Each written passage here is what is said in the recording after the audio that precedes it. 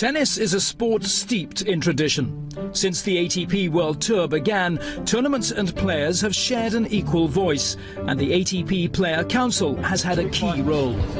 At Wimbledon this year, the players, tournament representatives and the ATP met, looking to improve the sport they love. One of the game's greatest ever players has been at the helm for the past 6 years. Well, I mean, I think I was quite young in the beginning, you know, when I was coming up and hearing little things about the politics of the game, and then eventually I felt like I needed to take an active role in it. Having him part of our council, which means we heard his views, he heard ours, and we were always finding a consensus what was right for the tour. In a lot of ways, he's changed the whole dynamic of the way a top player can be perceived, because tennis is a brutal sport. It's a very challenging sport. It's very tough physically and mentally. But when you have the most accomplished player of all time giving so much time to make the sport better, he's showing by example that it's worth it, and it should be done, and it can be done, and it doesn't have to be done at the expense of success on the courts. We've been very lucky to have Roger Federer as president of the Player Council for the last 6 years. I mean, what a great statement. And it's not just this isn't just a front. He is out there working, putting in the hours, truly cares about how our sport is perceived. As Eric Butorac enters his 4th term on the ATP Player Council, he knows better than most the hard work Roger has done. He's elevated the overall view of the council, and I think this is going to last for many years to come. He's brought it to the forefront of people's minds. It's now really seen as a very important position, and so I think anytime you can have a lasting effect, and that's really what's important. He's been able to do that with the council. I think leading by example, you know, just being there, putting in the time and actually showing the rest of the other players that if you actually play tennis a lot, you have a lot of press, you have a lot of sponsors, you actually can find time for the council and for the tour. I've actually thoroughly enjoyed it. I learned a lot. I got to know the ATP much better, the people that work for this great organization, and personally I think we actually were able to achieve a few really great things over the course of the last 6 years. Over those last 6 years, the game has progressed thanks to the help of Federer and his fellow representatives. It's something they devote a great deal of time to.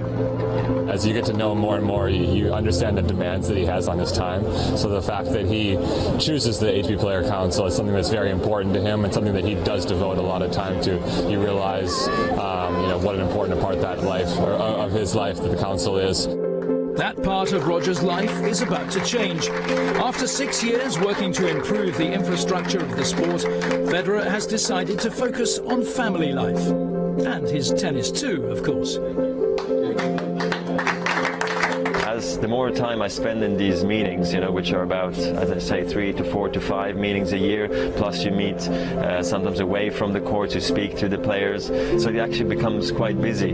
And I think that's also one of the reasons now I think it's a good time for me, you know, to let it run its course and have somebody else lead the council from here on. I really enjoyed it, but and I'll still be, you know, like I said, involved in some shape or form. But I think it's if I do it, I'll do it at 100%, and I just feel like with my life now, with my family and my tennis, it's just that's probably a difficult part right now. After so much hard work, Federer's legacy will be remembered for a long time to come. Thanks, Roger. Yeah, the game of tennis, of course, owes this man a huge debt of thanks. So that Butorac chap comes through well, doesn't he, when he was asked questions? Eric, Roger was saying it would take about 4 or 5 meetings a year. How much time actually, in all, did you spend on council matters, if it were? It's all what you want to put into it.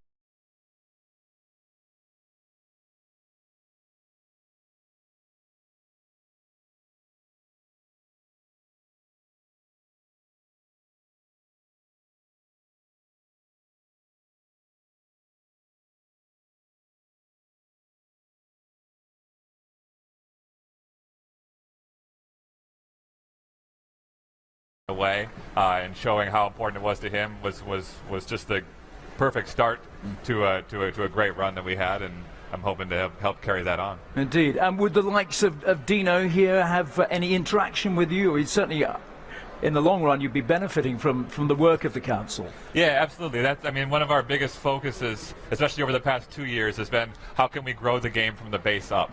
I think the top players at our sport are doing such a wonderful job, and they're being compensated well for that. But we really put a lot of focus on how can we build the base? How can we take care of the players at the early rounds of the Grand Slams? How can we make a living for more tennis players? So guys like Dino, on his way up, can make enough money to survive and really see all their dreams come true. I think that's one of the critical things, actually, that often gets overlooked when one's talking about prize money, is that it's not just about what the winners get, but I know there's been a big effort in recent years to increase the prize money in the earlier rounds, to do just that, to help the up and coming players to afford to be able to play the game and progress. Absolutely. I think also you see now many of the top players are much older. I think the average age in the top 100 is something like 27, 28 years old. Yeah. So it takes a lot of years to get good at this game. So we need to make sure that players can survive on the tour for 4, 5, 6 years as their games continue to develop, so then they can reach that next level and they can have that opportunity to be out there on the biggest stage.